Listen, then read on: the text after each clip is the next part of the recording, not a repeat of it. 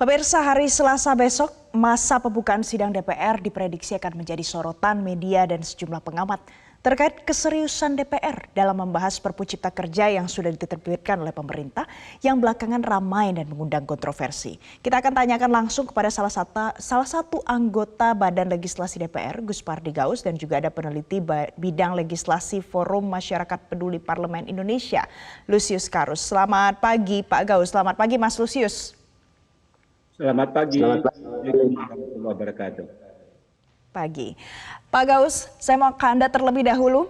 Usai reses, ini Perpu Cipta Kerja pasti akan dibahas di Senayan. Nah, apa yang akan dilakukan DPR untuk menguji Perpu ini? Karena kita tahu DPR tidak bisa mengubah Perpu, hanya bisa menolak atau menerima. Ya, terima kasih. Assalamualaikum warahmatullahi wabarakatuh.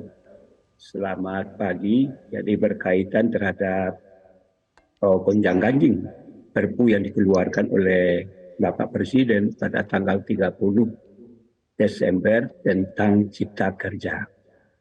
Munculnya Perpu ini tentu berdasarkan keputusan Mahkamah Konstitusi nomor 91 tahun 2020, di mana elemen masyarakat menggugat Perpu itu yang digugat itu adalah syarat formal daripada Undang-Undang Cipta Kerja yang dibuat oleh pemerintah bersama DPR.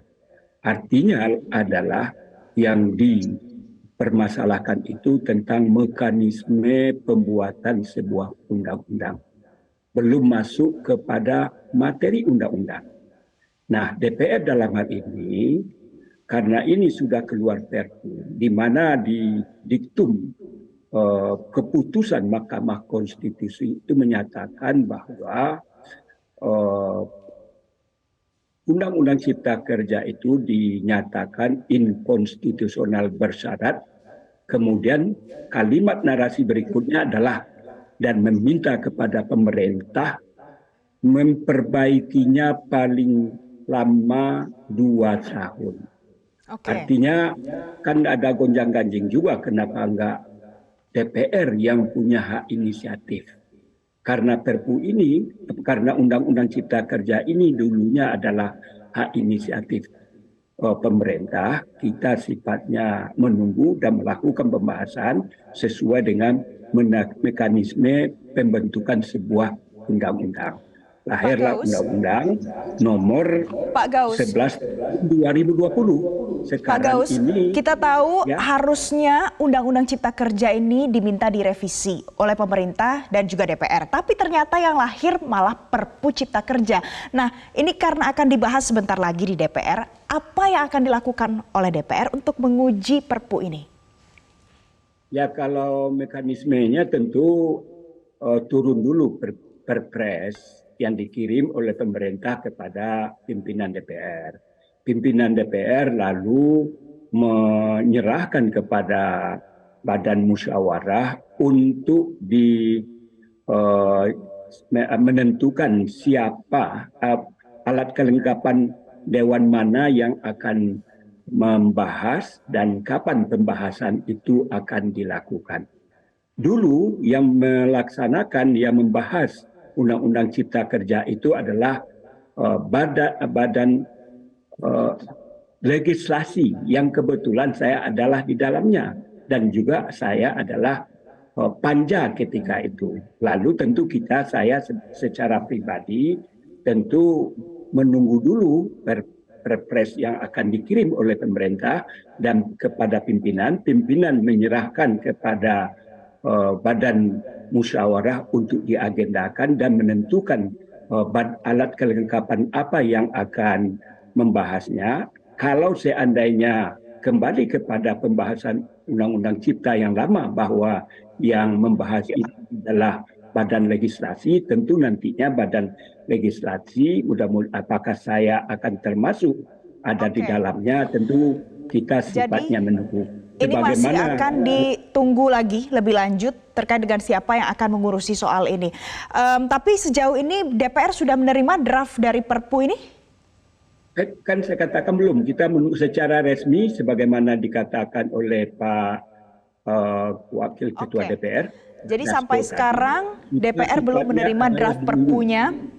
Ya, DPR belum betul. menerima draft perpu, tapi kita tahu perpu pada saat sudah dikeluarkan tentu sudah bisa berlaku. Saya akan ke Mas Lusius. Mas Lusius, kita tahu mayoritas wakil rakyat di DPR ini kan partai politiknya masuk ke dalam koalisi pemerintah. Nah, pertanyaannya seberapa besar kemungkinan diterima perpu ini dan juga bisa jadi bisa masuk angin kalau pengujiannya di DPR yang mayoritas parpolnya koalisi pemerintah. Ya, saya kira sih kalau dari komposisi antara koalisi dan oposisi itu memang kelihatannya tidak ada hambatan serius gitu ya, perpu ini akan diterima oleh DPR. Dan saya kira dalam proses pembahasan Undang-Undang Cipta Kerja juga dulu yang disiapkan oleh pemerintah waktu itu draftnya, undang-undang ini juga dengan mudah kemudian disahkan di DPR. Ya, proses pembahasannya sangat cepat. Padahal ada begitu banyak isu yang di dalamnya yang mendapat sorotan dari publik. Dan MK sendiri saya kira dalam keputusannya itu memang mempersoalkan soal teknis atau proses pembahasan Undang-Undang Cipta Kerja yang dianggap oleh MK tidak melibatkan partisipasi bermakna dari publik. Ya, dengan penilaian MK tersebut, saya kira sih jalan keluar yang diambil pemerintah dengan mengeluarkan perpu itu, saya kira justru semakin menegaskan minimnya partisipasi bermakna dari masyarakat, karena perpu itu kan keputusan penuh dari pemerintah gitu ya, dan itu kemudian hanya akan melalui persetujuan politik di DPR untuk kemudian menjadi undang-undang. Jadi partisipasi bermakna yang dipersoalkan itu justru tidak direspon oleh pemerintah dengan mengeluarkan perpu ini.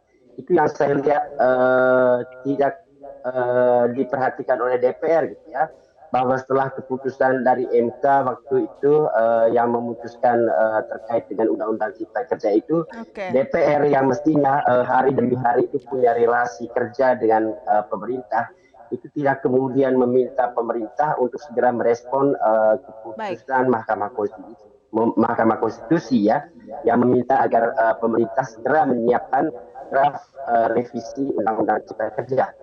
Jadi saya kira kalau sekarang DPR diminta untuk kemudian menerima atau menolak perpu, saya kira sih ini pertimbangan politik yang kemudian lebih banyak mendasari sikap DPR dalam menerima atau menolak itu nanti. Karena soal substansi saya kira mestinya DPR sejak menerima keputusan MK, walaupun perintah untuk merevisi itu ada diberikan ke pemerintah, itu tidak kemudian mengurangi tanggung jawab DPR sebagai pembahas. Baik, Pak Gaus, baik Mas Lusius, Pak Gaus, saya mau tanya, kalau seandainya nanti Perpu Cipta Kerja ini sudah dibahas di DPR, kemudian DPR memutuskan untuk menolak Perpu ini, apa yang akan terjadi? Ya, kita jangan berprasangka yang belum sesuatu itu dibahas. Jadi Adinda Lusius tentu harus bersabarlah. Saya yakin dan percaya kami di DPR insya Allah tentu akan melakukan pembahasan secara sesama. Untuk melakukan menolak atau menerima bukanlah ujuk-ujuk pas datang konsep disuruh salah satu alat kelengkapan untuk membahasnya lalu ketok palu, pasti tidak. Pak Gaus, tapi kita bicara soal potensinya, kalau ditolak apa yang terjadi, kalau diterima apa yang terjadi? Ya, dengan dinamika yang ada sekarang, ya hampir seluruh elemen bangsa mengkritisi. Jangankan artinya apa? Belum bicara tentang substansi. Yang bicara apa yang disampaikan Adinda Lusius tadi adalah peran serta masyarakat terhadap pembentukan sebuah undang-undang, kan itu yang diuji oleh elemen masyarakat dan belum masuk kepada substansi sebagaimana saya katakan tadi. Oleh karena itu yang diperintahkan oleh MK kepada pemerintah adalah untuk memperbaikinya. Memperbaikinya apa? Tentu tentang mekanisme. Mekanismenya itu apa?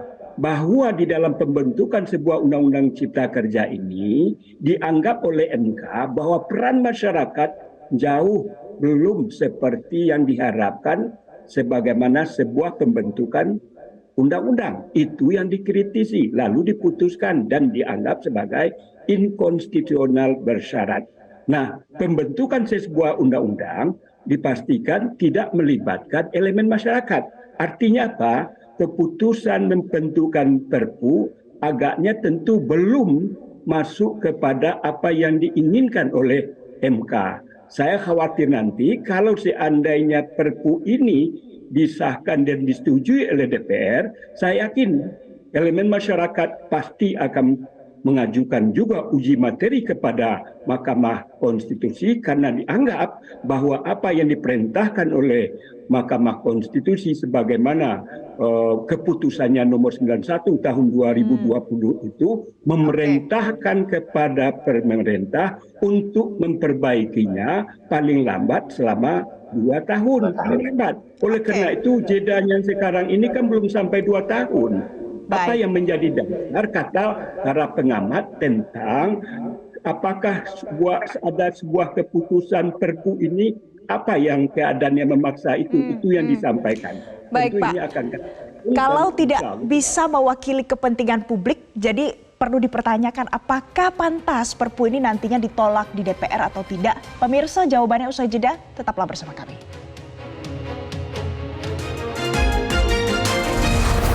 Nah, kalau membuat undang-undang Ciptaker itu harus diproses melalui undang-undang, padahal pemerintah tidak boleh mengambil langkah strategis untuk menghadapi ekonomi global yang sangat mengancam itu, maka cara lain harus ditempuh, yaitu undang-undang Ciptaker itu harus disahkan dulu dengan perangkat peraturan perundang-undangan yang setingkat dengan undang.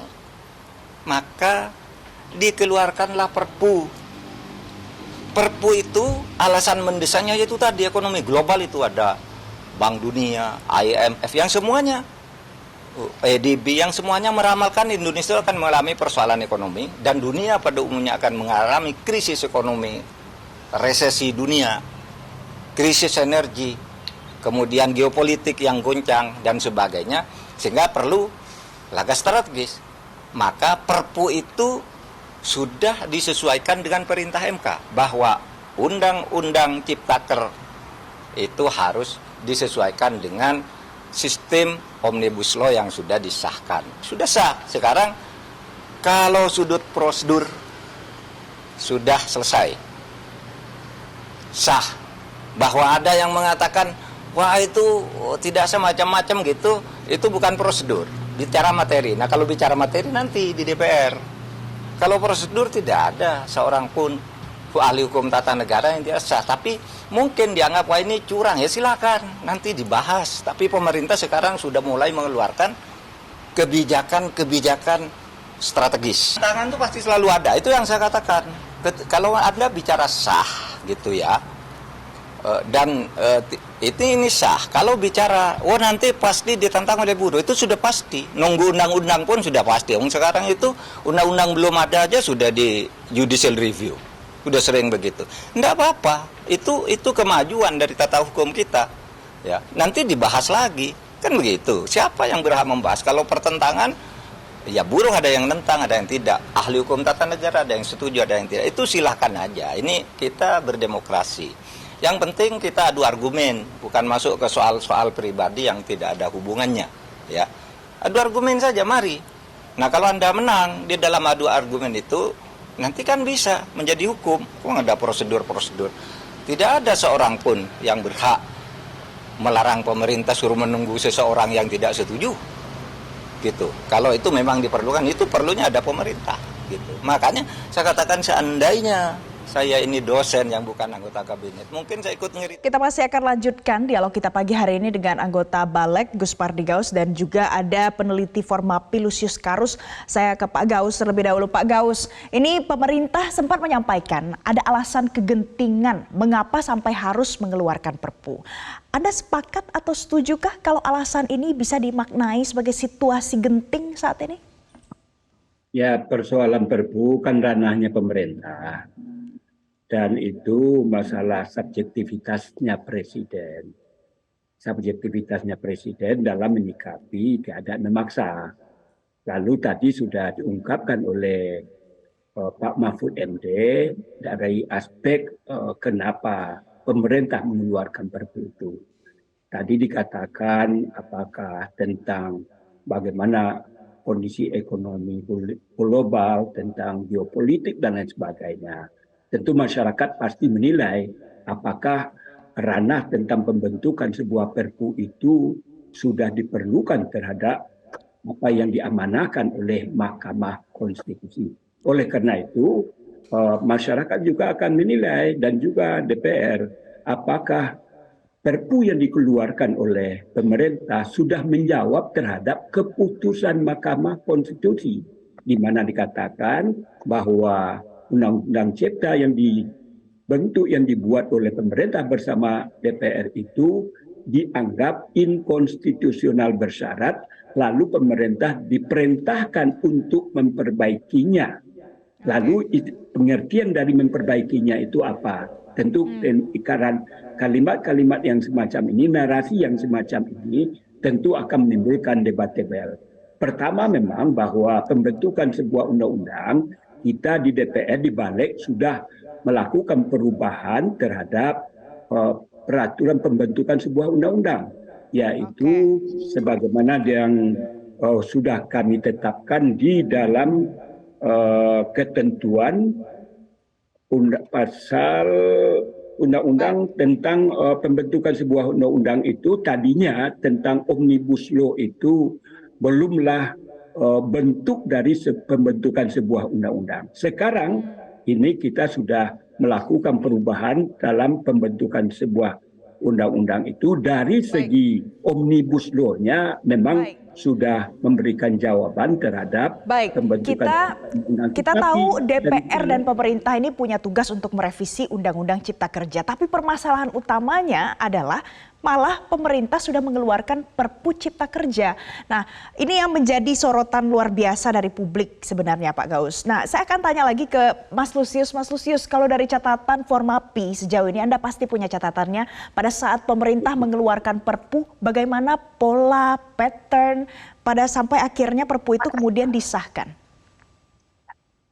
Ya, saya kira sih sejauh ini di DPR 2019-2024 ini jangankan Perpu, ya, undang-undang yang dibahas atau disodorkan oleh pemerintah itu hampir semuanya dengan mudah diterima dan disahkan di DPR. Ya, jadi saya kira bicara soal menerima atau menolak Perpu di era DPR sekarang ini, sangat tipis kemungkinannya ini akan ditolak. Ya, jadi komposisi koalisi itu sangat berpengaruh dalam proses pengambilan keputusan, sehingga ini pun akan dengan mudah diterima oleh DPR, saya kira. Ya.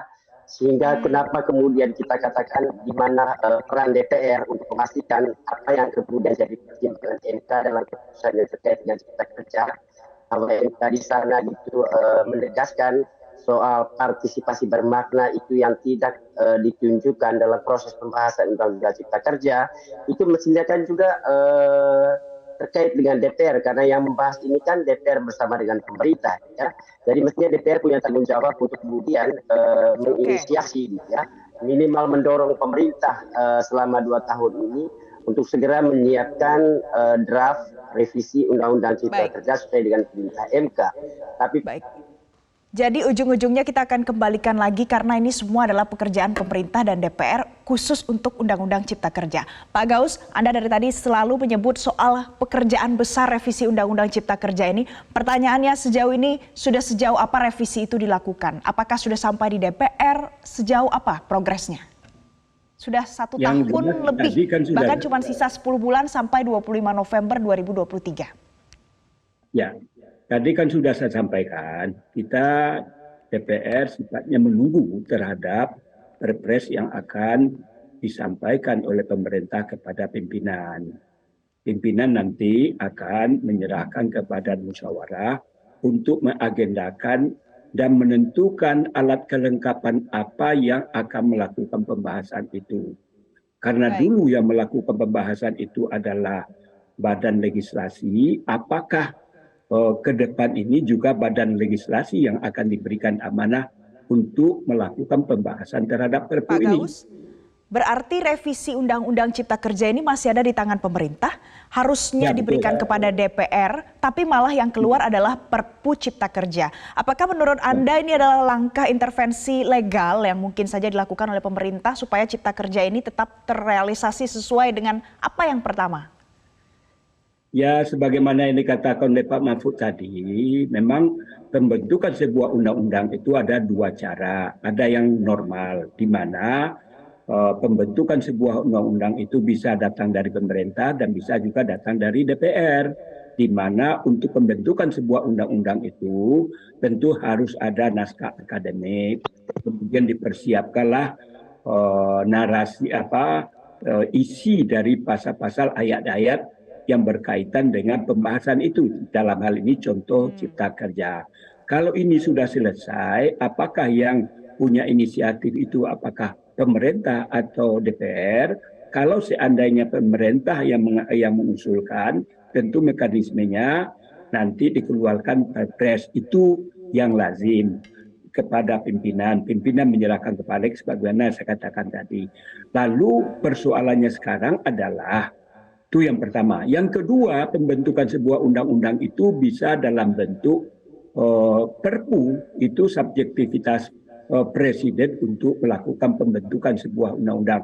Dan itu diatur oleh Undang-Undang Dasar pasal 22. Ya, oleh karena itu, dari segi pembentukan sebuah undang-undang, apakah lazim sebuah undang-undang biasa namanya mekanisme yang tadi, ataukah sebuah dalam bentuk Perpu?